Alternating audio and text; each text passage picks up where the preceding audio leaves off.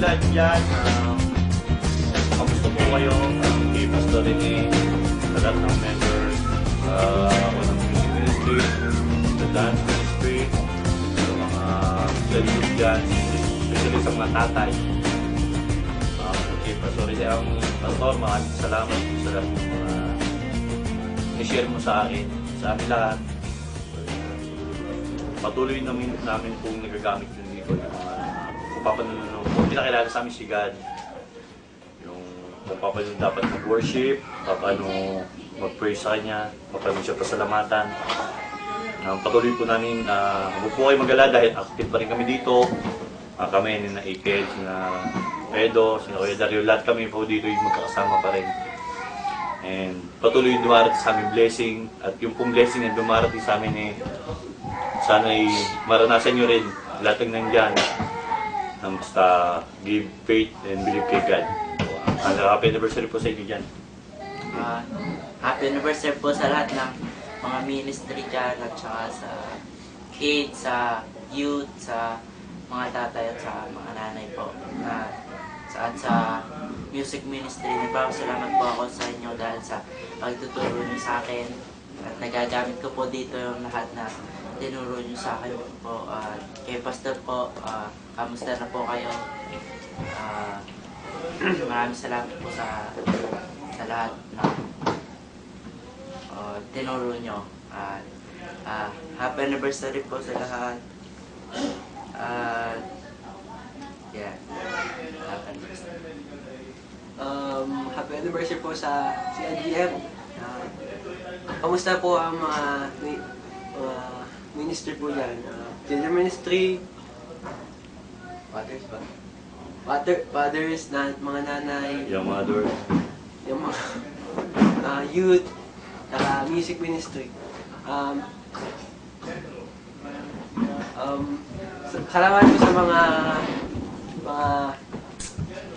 tinuro niyo po sa amin at nagamit po namin yun dito. Salamat po sa mga prayers na ginagawa niyo sa amin at salamat po sa mga